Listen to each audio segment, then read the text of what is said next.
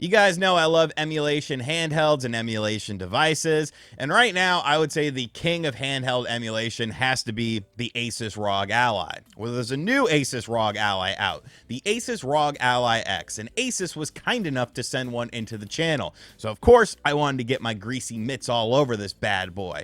Look at what's been improved over the baseline Rog Ally model, and see if it's worth upgrading to, or if you should end up picking up one of these. So we're going to check out all the nitty gritty. Of course, look at some emulation and see if this is right for you. Alright, so Asus was kind enough to send in the brand new Rog Ally X into the channel. Obviously, I'm a huge fan of the original Rog Ally. I play this thing all the time. I like it better than the Steam Deck, but, you know, different strokes for different folks. So I was super excited when this system was announced and to be getting one of these sent in. They also sent in one of their GAN charger things. I actually showed this off in my original video for the ROG Ally back in the day. Has different ports on it that you could plug into the ROG Ally to make it a little bit more versatile for your needs. Now, taking the ROG Ally out of the box, you know, upon first inspection, you're like, well, wait a minute. They just make the system white to black. Like, what else is going on here? And it's kind of the devil is in the details with this system. The original ROG Ally was 16 gigs of RAM with 512 gigabytes of SSD, whereas the ROG Ally X has 24 gigs of RAM and 1 terabyte of SSD. So more storage is always better, more RAM is always better, especially if you play a lot of PC games. But I really don't. I really just use these for emulation.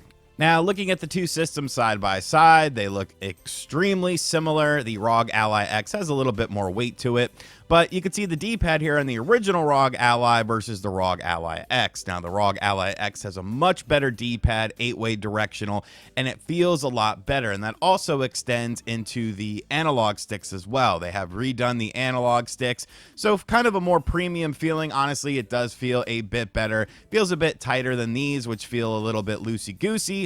The tops of the systems, like some things have kind of changed positions and stuff like that. Really nothing super major or anything like that, but this is kind of a smaller upgrade, like I said. But I definitely like the way the D-pad and analog stick feel on the new ROG Ally X. Here is the GAN charger that allows you to have different ports.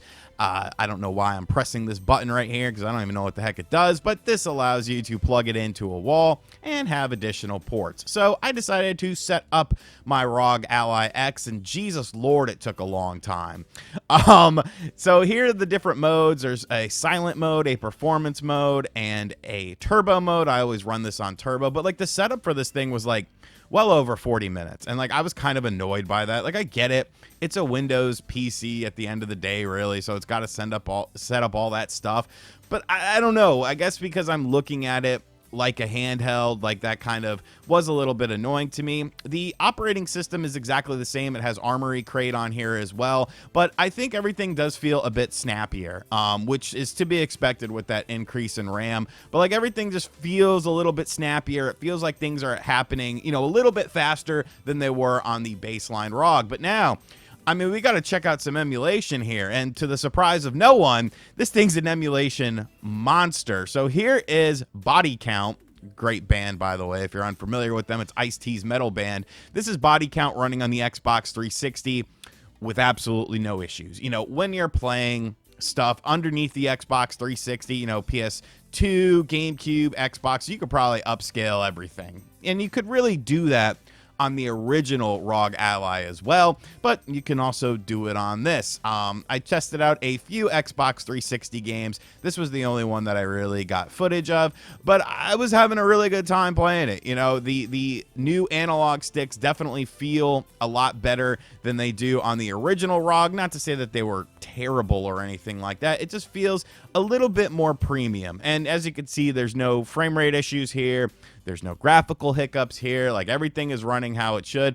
And I've never really played this game that much, but it's pretty fun. Like, I actually kind of want to go back and play through this game now. I don't know why I never played it back in the day. I remember getting somewhat decent reviews, but yeah, your Xbox 360 stuff, like, you know, as long as Xenia can run it, because you are kind of contingent on the emulator itself working with specific games, as long as Xenia runs it, you're going to be running it fine on here.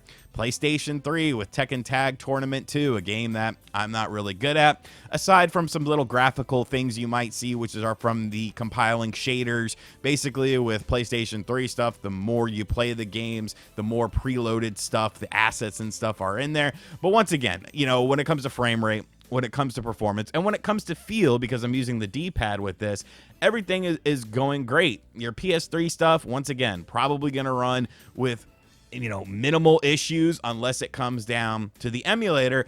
But that was kind of the case a bit with the original ROG Ally. You know what I'm saying? Most of the things that people are reporting performance boosts on, which varies from game to game, really comes down to like PC gaming stuff. And I'm not sure how many people are using these for PC instead of just like an all-in-one solution. I don't know. Maybe I'm not the initial audience for this. But of course, we have to check out this cool Sonic the Hedgehog hack that I found.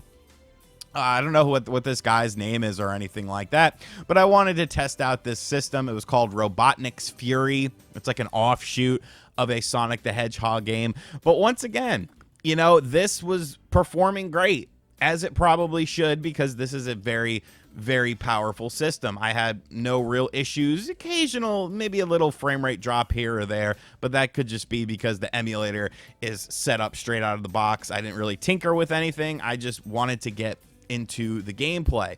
But I did notice one thing, the comparative from my ROG Ally X to my ROG Ally. When the ROG Ally is not plugged in and I'm emulating stuff, like to a power supply, like sometimes it'll cause performance issues. Like the games will run slower. And then when I plug in an external, it doesn't matter really like how high the battery is, but when I plug in an external charger, you know, everything goes right back to where it was. And I did not notice that issue with this system. It was just, you know, I'm running off the battery right here. So this is all pure just battery handheld experience. Of course, there are different things that you can attach to this to play it on your television and stuff like that. Like there's a myriad of products that are out there. My dock for this actually did not work. It's because it's slightly bigger than the ROG Ally original is, so I'll probably have to buy a new dock for this.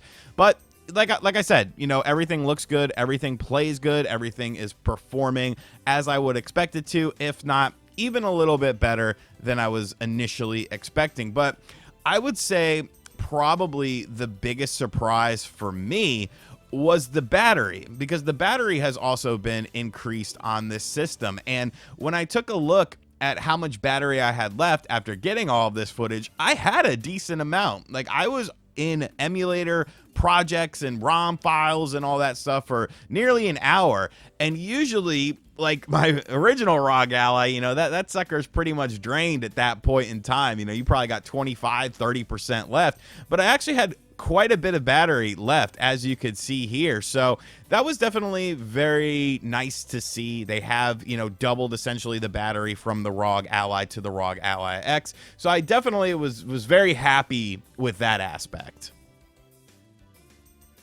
So then all of this sounds like a home run, right? You know, everyone should go out and buy one of these, but I don't necessarily think that that's the case. Now, obviously, there's going to be two types of people. There's going to be people who don't own a ROG Ally and people who do. If you do own a ROG Ally, is this worth upgrading to?